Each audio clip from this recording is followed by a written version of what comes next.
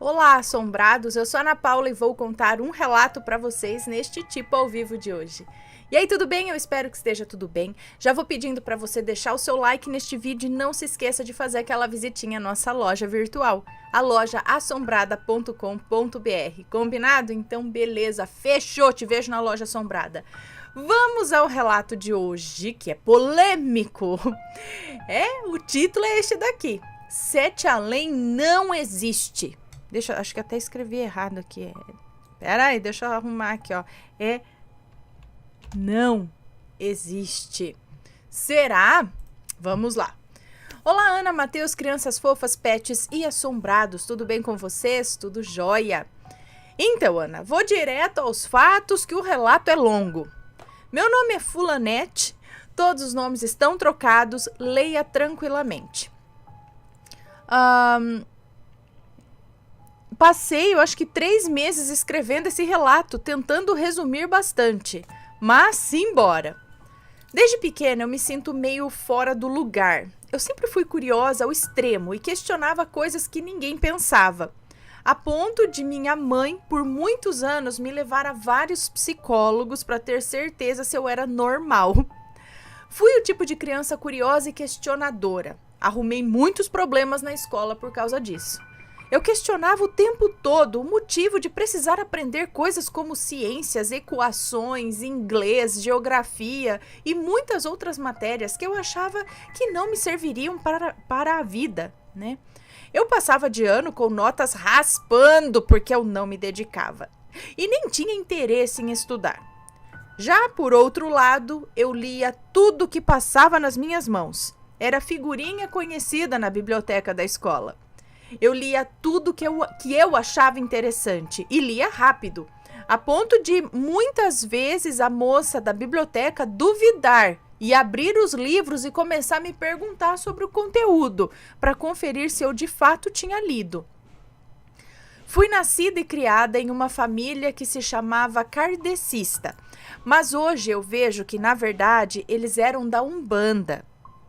Meus avós faziam reuniões lendo livros como Eu Sou o Caminho e o Evangelho segundo Kardec, e depois debatiam o capítulo em si. E logo após, minha avó recebia um preto velho, ou uma criança, ou um índio, ou uma cigana. Enfim, eram vários os espíritos que, por vez ou outra, faziam rodízio para vir nos dar broncas, conselhos e nos dar passes. Eu ia perguntar sobre extraterrestres, sobre as pirâmides do Egito, sobre o Triângulo das Bermudas, sobre aviões que desapareciam. Imagina isso, uma criança de 7 anos, né? Fazendo esse tipo de pergunta pro preto velho. Realmente, isso hoje em dia me faz rir muito. Enfim, Ana, minha vida sempre foi assim, cheia de perguntas e dúvidas. Eu sempre li muito e livros de assuntos diversos. Sempre achei que de uma forma ou outra a vida era estranha.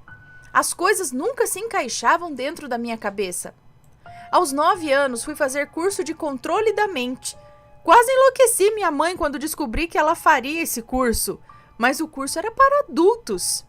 Perturbei tanto que minha mãe conseguiu com que me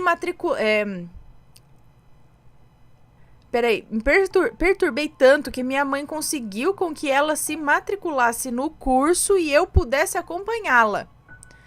Eu questionava tanto que no fim do curso recebi meu diploma com meu nome e tudo, aos 9 anos de idade.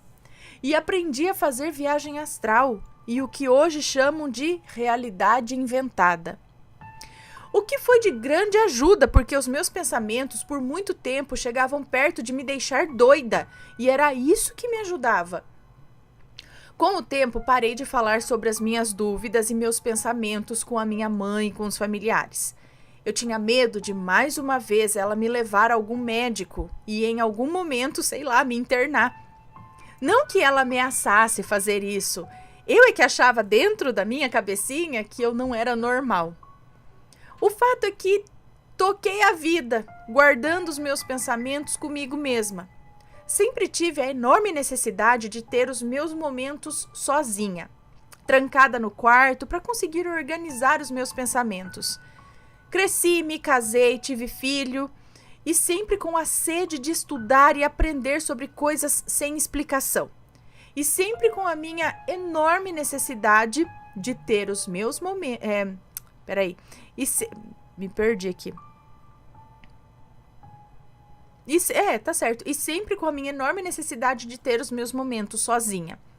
Graças a Deus, o meu marido e o meu filho entendem que eu gosto de estar só por algumas horas por semana e respeitam, mas nunca souberam o motivo.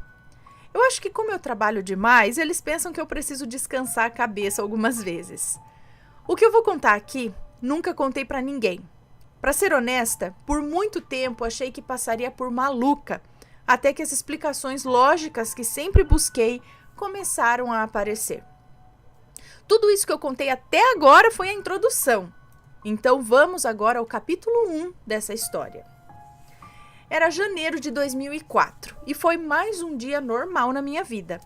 Tomamos café, eu, meu filho e meu marido, e após o digníssimo sair para o trabalho, fiz o dever junto com o meu pequeno e após o almoço levei à escola. Passei no mercado, voltei para casa, trabalhei a tarde toda e por várias vezes sentia que tinha alguém me olhando. Eu virava para trás, olhava ao redor e nada. No caso, é a gata chegando. Tem alguém mesmo aqui ao redor que pulou a janela. Eu sentia que tinha alguém olhando, virava para trás, olhava e não tinha nada. Eu estava sozinha em casa. Isso aconteceu várias vezes, ao ponto que comecei a me assustar com o cachorro andando, o telefone tocando. Coisas bobas me faziam dar um pulo durante essa tarde.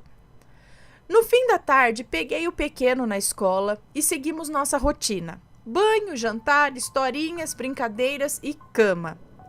Depois que o fiz dormir, conversei um pouco com meu marido e voltei para o computador para trabalhar. Eu sou designer gráfica e trabalho em casa há anos. Nessa noite, eu trabalhei até as 3 da manhã.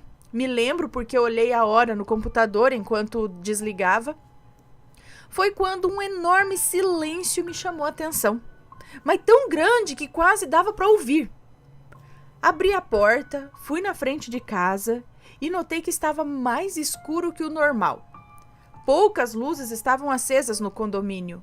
A iluminação externa estava toda apagada. Uma ou outra casa tinha uma janelinha com luz. E parecia que havia um zumbido muito longe e eu não conseguia entender de onde vinha. Um carro entrou no condomínio e achei as luzes dos faróis mais fortes do que o normal. Lúcia, minha amiga e vizinha, desceu do carro e veio na minha direção. Fulanete, o que está acontecendo? Eu tô chegando de viagem e no caminho do aeroporto até aqui as luzes foram se apagando e tá tudo escuro demais, eu tô apavorada, disse Lúcia. Respondi que eu não sabia, mas a verdade é que eu estava com uma sensação muito estranha também. De repente ouvimos um barulho de ferro batendo e sendo arrastado e vinha do alto. Ao mesmo tempo, nós duas olhamos para cima e vimos vários helicópteros sobrevoando os arredores, mas o estranho é que vimos os helicópteros e não os ouvíamos. Eles estavam perto, era para ser um barulho muito alto, mas só o barulho de ferros se arrastando é que a gente ouvia. E foi nesse momento que percebemos uma nuvem negra toda feita de ferros emaranhados e embaralhados, como se fosse um grande bombril de vigas de ferro. Consegue imaginar isso? Consigo. E vinha flutuando como uma nuvem mesmo, a uns 1000 metros dos telhados de nossas casas. Lúcia me sacudiu, meio que me tirando de um transe. Anda, Fulanete, vai acordar sua família. Eu vou buscar as meninas, vamos para sua casa. Eu corri, acordei o meu pequeno e o meu marido e saí arrastando eles para os fundos da casa. Quando passamos pela sala, a Lúcia já vinha entrando com as suas 2 filhas e com seu marido. O barulho estava cada vez mais alto. E quando a Lúcia estava quase fechando a porta, 2 cães entraram pela sala dentro. Eu os conhecia, eram cachorros da vizinhança. Corremos todos lá para trás, apavorados e todos muito juntos, e o barulho cada vez mais alto, quase que insuportável. Nunca na minha vida eu senti tanto pavor. E de repente, muitas explosões começaram a ecoar ao longe. Nós tremíamos demais e chorávamos e apertávamos as crianças e os cachorros. Era um desespero apavorante. Nem sei dizer o tempo que isso durou. Pareceu uma eternidade. Até que começamos a ouvir falatórios e gritarias lá fora. Tudo foi ficando cada vez mais alto, mais ensurdecedor. Parecia que eu ia enlouquecer com toda aquela barulheira. Levantei a cabeça e via meu marido e o marido da Lúcia em pé, falando e sacudindo os braços, mas eu já não os ouvia mais. As crianças puxavam minha blusa para me fazer sentar e eu tentava levantar, então de súbito eu fiquei em pé. Nada. Olhei em volta e não tinha ninguém. Eu estava sozinha na área de casa, em pé, e tudo estava em silêncio. Meio que em choque, eu fui devagar, voltando para a sala, e tudo estava calmo e silencioso, como um dia normal de madrugada. Chegando na sala, vi no aparelho de TV a cabo a hora. Era 3:02 da manhã. Ana, você entendeu que quando eu desliguei o computador era 3 horas da manhã? Saí de casa, andei pelo condomínio feito uma doida, olhando para o céu. E nada, tudo completamente normal. Bem, Ana, guarde que isso foi em janeiro de 2004. Confesso que eu passei dias achando que eu estava doida. Naquela noite eu nem dormi, achando que eu tinha surtado. Aos poucos fui me acalmando, achando que eu tinha tido um surto. Um mês depois eu fui ao psicólogo, porque achei mesmo que eu estava doida. Mas o médico me convenceu que foi estafa por trabalhar tanto. E a vida seguiu. Capítulo 2 agora. Até que no início da pandemia, nos primeiros meses, tive pouco trabalho e aproveitei o tempo vago para estudar e pesquisar sobre essas coisas doidas que eu sempre fico pensando. E comecei a meditar muito mais do que o normal. Eu passava, às vezes, até 3 horas meditando. Ficava procurando o que fazer dentro de casa para não ficar ouvindo na TV aquele monte de notícias pavorosas. Enfim, mudando de assunto, há 4 anos minha comadre foi morar em outro país e teve que se desfazer de tudo que tinha aqui no Brasil. E eu fiquei com várias roupas e livros dela. Me lembrei que no fundo do armário ainda tinha uma caixa fechada com alguns livros e resolvi pegar para ver os livros e arrumá-los. Fui pegando, vendo os títulos, folheando os livros e separando os que eu queria guardar e os que eu colocaria para doação. Notei que no fundo da caixa de papelão tinha um tipo de caixinha de joias, bem pequena e bem suja. Fiquei olhando por uns minutos e a peguei. Na hora levei um choque e a caixinha caiu de novo dentro da caixa de papelão, fazendo com que um saquinho caísse de dentro dela. Levei um susto. Mas eu sou teimosa e peguei novamente a caixinha. Juntei o saquinho, coloquei dentro da caixa e guardei no armário de livros. 4 dias depois, acordei com um pensamento naquela caixinha. Fui no armário e peguei. Abri e peguei o saquinho para ver o que tinha dentro.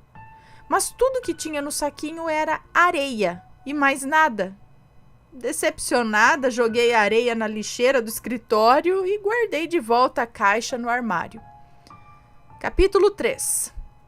Desse dia em diante, minha mente pareceu se ligar em algum dispositivo muito louco que me fazia ter clareza em meus pensamentos e me fazia ter milhões de pensamentos ao mesmo tempo.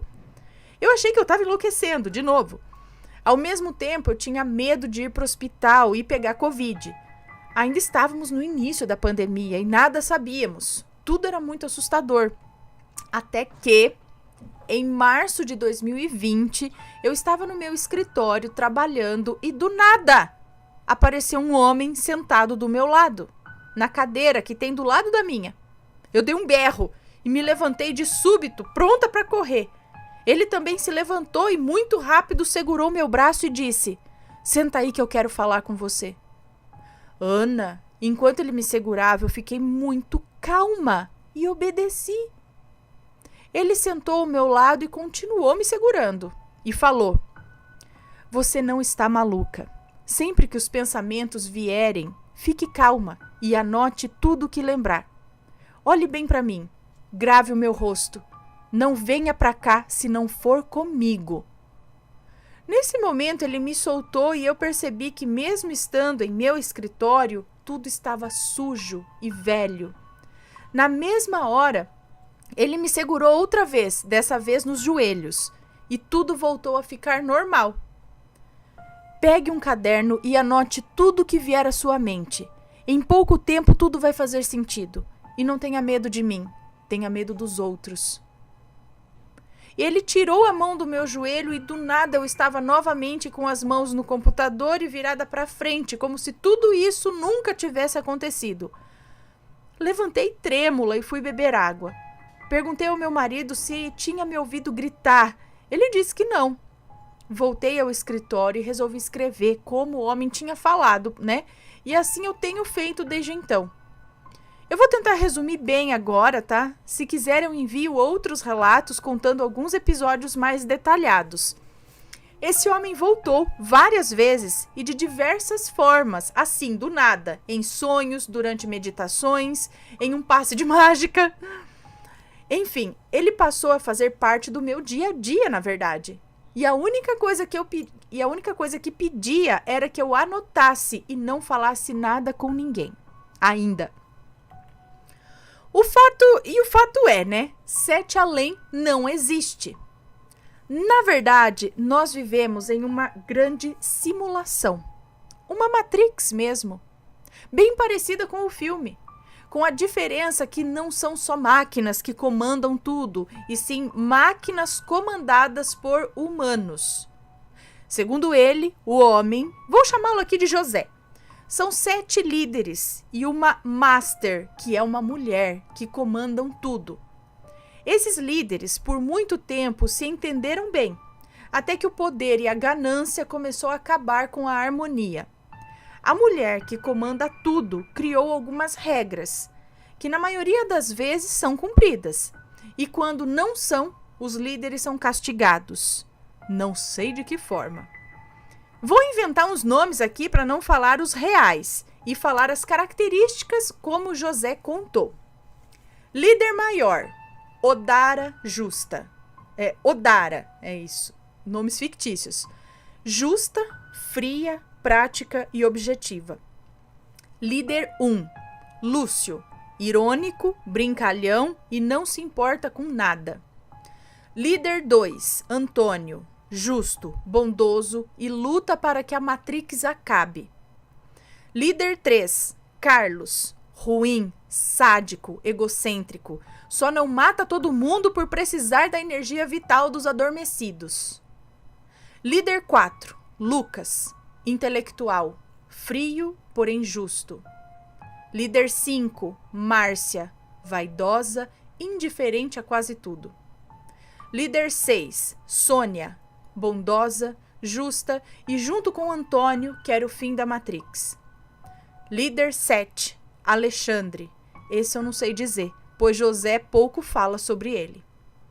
Segundo José, houve há tempos atrás uma grande explosão na Rússia com um laboratório que trabalhava com matéria escura e praticamente destruiu boa parte do planeta.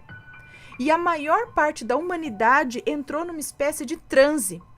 E outros morreram. E os que sobreviveram foram passando por uma mutação para conseguir sobreviver ao ar, a falta de luz, a falta de alimento e toda a escassez que o mundo passou a ter visto que a atmosfera... e toda a escassez que o mundo passou a ter visto que a atmosfera também... visto que todo mundo passou a ter, visto que a atmosfera também foi afetada. Por isso são tão brancos e com olhos escuros. Ah, o povo de Sete Além? É isso? A pele deles também é grossa. Lá onde chamam de Sete Além, nada mais é que o mundo real, como ele é de verdade. Aqui onde nós estamos é uma mera simulação, onde nós estamos armazenados de alguma forma que eu ainda não sei bem como, servindo de fonte de energia para que o mundo real sobreviva. Sete Além foi um nome inventado por alguém e pegou. O nome é outro, na verdade. Perceba que muitas coisas não fazem sentido por aqui. Segue algumas explicações do José. Doppelganger não existem. Nada mais são do que simples falhas no sistema. A programação da Matrix é feita sob o comando dos líderes, por milhares de trabalhadores. E como todo programa de computador, existem falhas, bugs, né? Algumas programações são feitas como teste e depois alteradas. E às vezes acontece de ficar o que ele chamou de sombra no sistema, que gera os doppelgangers. Demônios, fantasmas e possessões não existem. Para esses, existem algumas explicações diferentes. Por exemplo, demônios são situações e aparições causadas sob o comando do líder Carlos, por pura diversão, por maldade mesmo, para gerar caos, medo e facilitar o controle e domínio das pessoas que de alguma forma podem vir a interferir na grande farsa que é a Matrix. Pessoas que, assim como eu, têm sensações, visões ou de alguma forma conseguem ver o mundo real. Fantasmas e aparições. Quando brincalhões, são apenas o líder Lúcio, se divertindo sem nenhum propósito ou sentido. Quando é assustador, é castigo causado pelo Carlos. Possessão. São castigos extremos, mas mais para os familiares e envolvidos do que para a pessoa em si, também causado pelo líder Carlos. Pactos. Todos ou quase todos os relatos que vocês contam aí sobre pactos de riqueza, de beleza, etc., são reais. Eles existem sim e acontecem sob o comando de Márcia. Ela testa o caráter das pessoas e as que estão dispostas a pagar o preço a qualquer custo, ela firma os pactos. É a maneira que ela tem de suprir a própria vaidade. Mas chega ao ponto onde ela se dá conta de que tudo aquilo que ela está proporcionando, ela jamais terá, que é beleza principalmente. E aí vem a cobrança do pacto. Ela sente prazer em destruir a pessoa pela ganância e luxúria, pela mesma ganância e luxúria que os levaram a fazer os pactos. E os que se arrependem e tentam desfazer e fugir, sofrem eternamente, até que ela os ache e os faça pagar. Lembra do relato Somos Todos Goim? Não é mentira não, aquilo foi real, ou bem parecido com a realidade. E foi a Márcia quem criou tudo aqui com todas as pessoas, assim como o banco que recolhe as assinaturas. Fantasmas, demônios, aparições, tudo isso são manipulados por eles, como forma de castigo ou mesmo brincadeira. De muito mau gosto, diga-se de passagem. Mas por que não tira, então, esses líderes que tá só fazendo bagunça aí, fazendo essa coisa? É necessário esses caras aí que não tá nem aí pra nada? Por que não põe a galera mais séria? Da onde vieram esse povo, essas pessoas? Bom, entenda que, assim como eu, existem milhares de pessoas que sabem disso. Porém, nos é proibido falar, sob pena de morte mesmo. Nem todas são convocadas como eu fui. No meu caso e das outras pessoas que foram convocadas, temos uma proteção.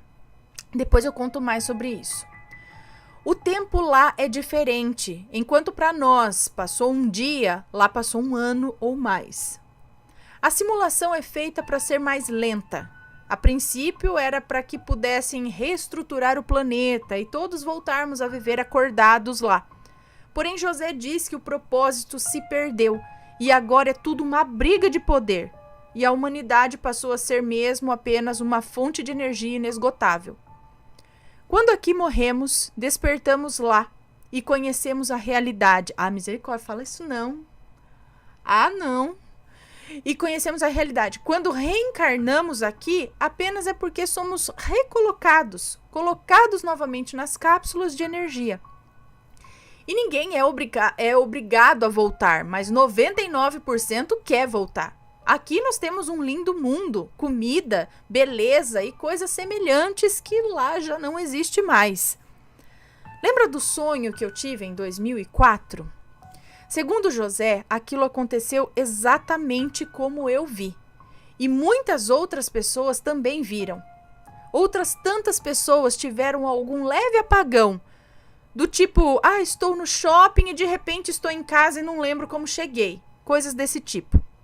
Esse foi o momento que nos ligaram à Matrix.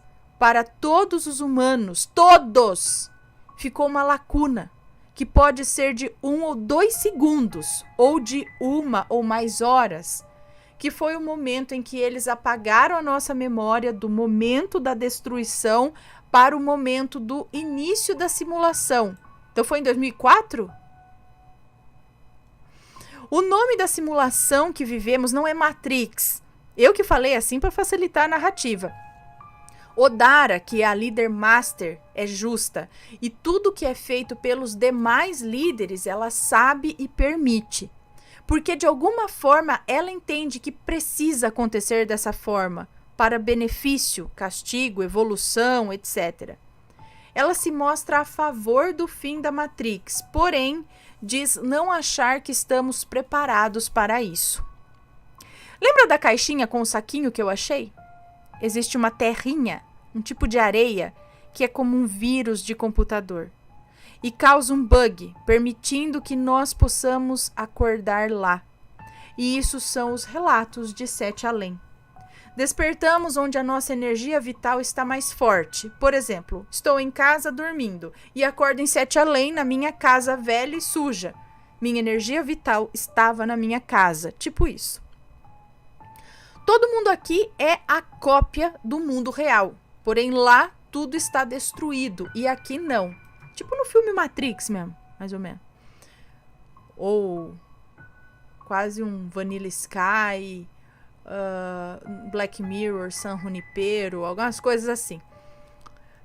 Existem sirenes. Sirenes, olha lá. Existem sirenes por todo lugar que disparam quando acordamos lá. Eles precisam correr para nos adormecer e tirar a nossa memória dos momentos que passamos lá. Mas para isso precisam nos pegar, para saber o momento exato em que despertamos. Quando não somos pegos e voltamos sozinhos, ou muitas vezes com a ajuda de um deles, nós temos parte dessas lembranças. Muitas pessoas foram pegas e tiveram suas memórias apagadas e nem sabem que despertaram lá. Essa areia que nos faz despertar são colocadas propositalmente por adeptos ao fim da Matrix, com a real intenção de fazer com que o maior número de pessoas descubram a verdade. Porém, Lúcio e Carlos ajudaram a espalhar o nome Sete Além e massificam a ideia de outra dimensão. Hoje estou aqui te contando isso por pedido do José. É importante que todos saibam que nada é real. Estamos há mais de 2.000 anos em uma simulação. Então há mais de 2.000. É porque é diferente o tempo aqui lá. Aqui tá passando mais devagar. Lá. Meu Deus. Estamos há mais de 2.000 anos em uma simulação. 2.000 anos para eles e não para nós, entende? A vida humana é imortal. Não existe céu nem inferno. Há tempos já se descobriram o que era preciso para vencer a morte e o envelhecimento, mas isso lá no mundo real. Aqui nascemos e morremos para a conveniência deles. Honestamente, eu não sei se eu quero sair dessa simulação. Eu não estive em Sete Além ainda. Os convocados não têm permissão ainda. José diz que em breve teremos permissão. Ana, eu sei de muita coisa. Muito mais do que eu falei aqui. Mas aí eu ficaria escrevendo por muito tempo e você faria um ao vivo de uma semana. Se vocês se sentirem à vontade para contar o meu relato, saiba que pode fazer diferença na humanidade. Misericórdia! Finalizo com um questionamento. Vocês lembram de terem tido algum apagão? Por menor que tenha sido? Acham que tudo que aqui foi dito faz sentido? Pensem e fiquem atentos às falhas que todos os dias aparecem e não prestamos atenção. Depois que tomamos conhecimento da verdade, é incrível como passamos a ver as falhas, com muito mais clareza. Agora só pra mim, dá licença.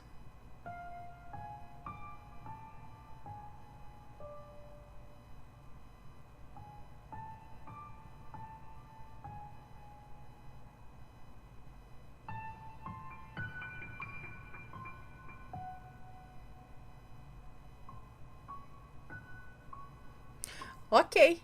Um beijo pra você, muito obrigada pelo conteúdo, né? Nem a sua história, também a sua história, mas por compartilhar conosco esse conhecimento, digamos assim.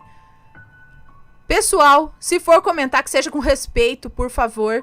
É muito doido, sim, é muito doido. Ninguém tá aqui preparado pra escutar que nós estamos vivendo uma Matrix, assim como no filme. Eu falei, isso é filme. Não, a gente não vive uma Matrix. Ou vive? Não sei. Você já se pegou fazendo esse questionamento? Lá no fundo, de repente, quando a gente assistiu o filme, você fala, será? De repente, será? Vai que também. Não é tão sem sentido assim. Às vezes, o negócio pode ter uma teoria, um negócio assim mesmo. Não sei, gente. Como eu digo aqui, eu não boto a minha mão no fogo por nada, mas também não duvido de nada. Não duvido de nada. Mas então... A merda quem fez meu farruço, então. Que acabou com tudo já. Ai, Laia, tá de novo. Ai, meu Deus. Pessoal, então, esse foi o relato de hoje. Se alguém tiver algo a acrescentar a essas informações, fiquem à vontade, enviem os seus relatos, ok? Se for comentar, que seja com respeito, por favor. Um beijo pra vocês, fiquem com esses pensamentos na mente de vocês e a gente se vê no próximo relato. Fui!